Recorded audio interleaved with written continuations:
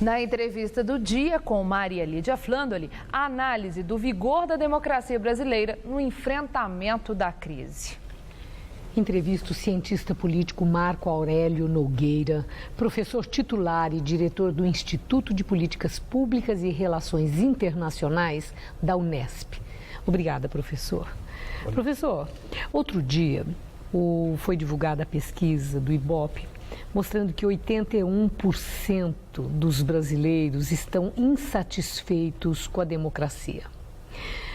Coincidentemente, o juiz Sérgio Moro havia feito uma declaração de que tudo que a Operação Lava Jato está mostrando, evidenciando nesse grande escândalo de corrupção da Petrobras, desequilibrou a democracia.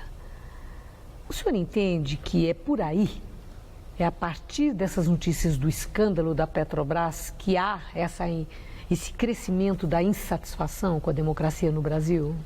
Olha, eu acho que é possível fazer essa ligação, mas eu acredito que o problema da democracia não é exclusivamente brasileiro, né? A democracia conhece uma crise hoje no mundo todo, né? Especialmente provocada pelo fato de que os principais atores da vida democrática, que são os cidadãos e as organizações, estão sofrendo um processo de transformação muito grande, tanto em termos de valores, quanto em termos de formas de organização e de atuação na sociedade, né? Um indicador dos problemas da democracia é que no mundo todo os partidos políticos estão sofrendo uma crise profunda, né? Estão com dificuldades, digamos assim, de estabelecer uma comunicação ativa, forte, expressiva com os eleitores, com os cidadãos. Nos países em que o voto não é obrigatório, por exemplo, aumenta muito a abstenção, né? No Brasil, nós também temos abstenção. A abstenção cresceu nas últimas eleições.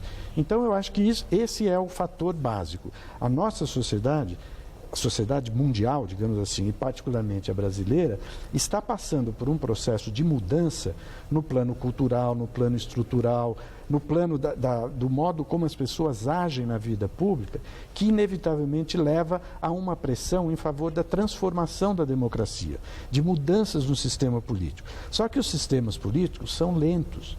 A sociedade muda rapidamente e os sistemas políticos mudam com muita lentidão.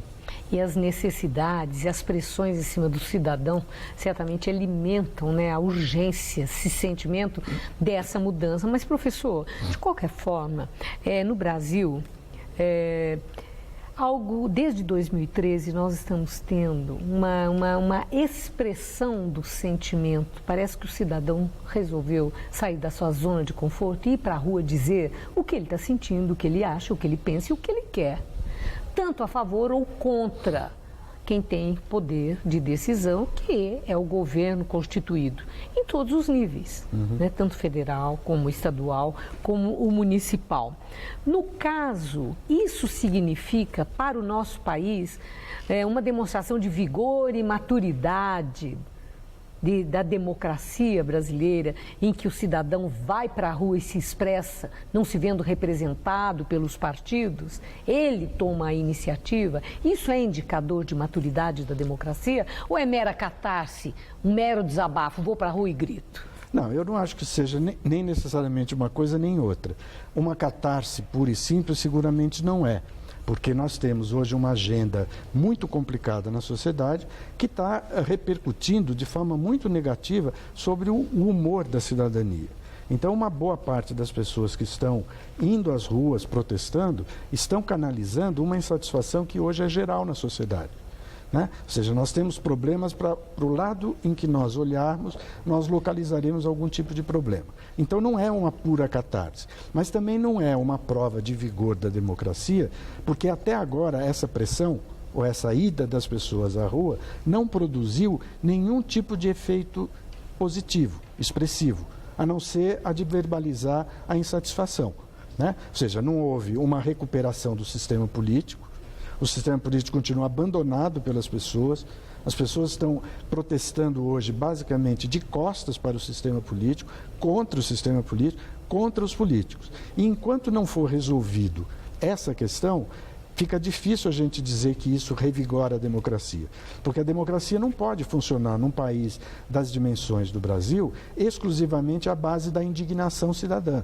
Ela precisa ter alguma tradução institucional, organizacional, que faça essa indignação se traduzir em termos de políticas públicas efetivas. Os esforços da presidente Dilma para resgatar a estabilização na relação política, na base do governo, no Congresso Nacional e conseguir seguir no caminho que ela traçou como sendo a solução para a crise política e econômica do Brasil.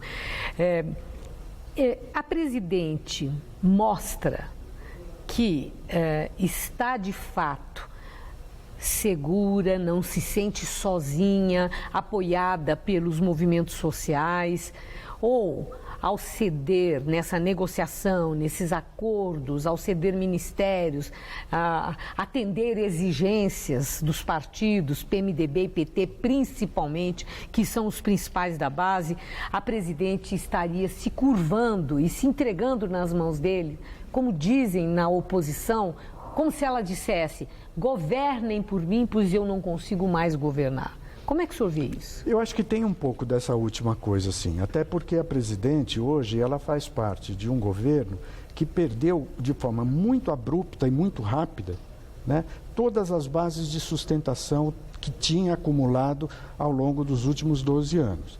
Né? O sistema de coalizões em que o governo se apoiava fracassou. Ele hoje está todo esburacado, digamos assim, com muitas dificuldades de dar respostas efetivas ao governo, de suporte ao governo, e a sociedade se divorciou da política. E se divorciou particularmente da política na forma de atuação do governo Dilma. Então, ela de fato está fazendo uma operação hoje de busca meio que desesperada de um apoio político que ela perdeu de forma muito rápida.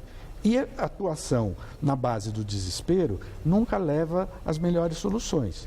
Né? Quando você opera politicamente, que é um campo de racionalidade, né, de uma maneira ou muito emocional, ou muito destemperada, ou muito errática, você dificilmente vai conseguir produzir resultados. Não é à toa que o governo já tem 10 meses, né, e até agora ele continua batendo cabeças, com dificuldades de acertar o passo, acertar o ritmo. Agora, professor, para encerrar, o senhor acredita que a presidente Dilma possa atender aí algumas sugestões que já têm aparecido de diferentes momentos, de se juntar-se, sentar-se ao lado de Fernando Henrique, de Lula e de Temer e juntos fazerem um amplo acordo para começar a trilhar numa direção que restabeleça a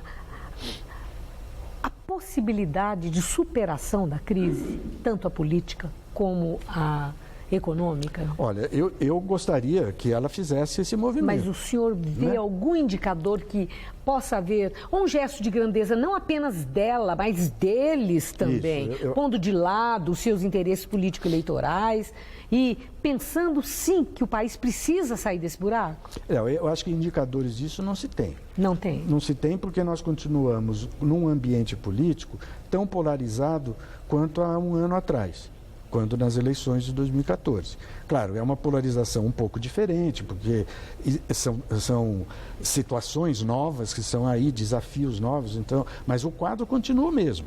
O governo fala A, o PSDB, a oposição, fala B, e o contraste acaba inviabilizando muitas vezes a conversa. Por mais que um ou outro do governo ou da oposição faça sugestões no sentido do acordo coletivo nacional e assim por diante. É um momento difícil para que isso aconteça, sim, pelo acumulado de polarização que a gente teve. Né? Mas é possível acontecer, porque é uma forma do governo não apenas sobreviver, mas cumprir uma função positiva no cenário nacional, passa por aí. Sem isso, ele não vai conseguir chegar em boa forma até 2018. Obrigada, professor. Uma boa noite. Boa noite. Estela.